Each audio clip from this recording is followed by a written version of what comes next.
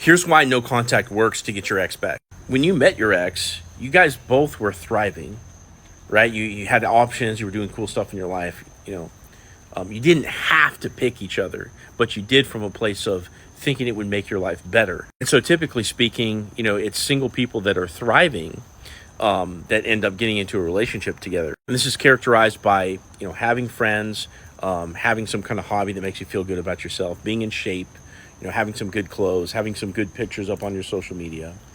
And also just like having that good energy in here as a product of having all that other shit together. And at the end of the day, you're putting off this vibe. It's like, okay, this is a person that's doing well.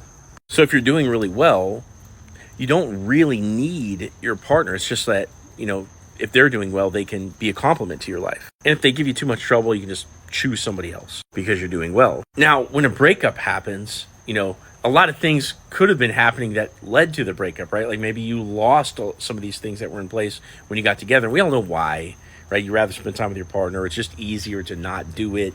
You kind of get complacent. But there's been a downgrade in that, thriving nature that you had when you were single last. So when they finally cut you loose, you go into this place of neediness because you don't want to lose them, right? You might have sunk years into the relationship and even you let your body go or you let your mindset go, like whatever the case was.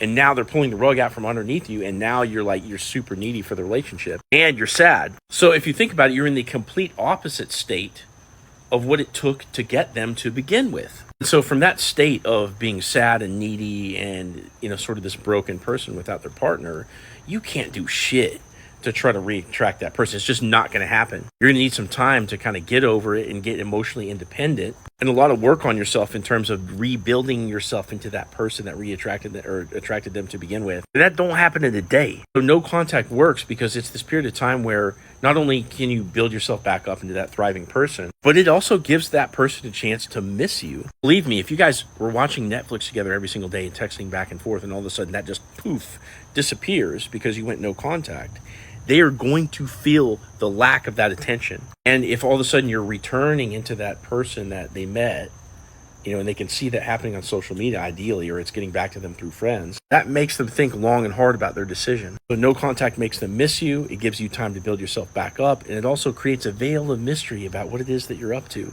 a mystery that they want to investigate. But if you've tried doing this, you probably messed it up. And so if you want some help doing no contact, the right way to get your ex back, click my profile, click this link down here, get in touch with me, and I'll help you reattract your ex.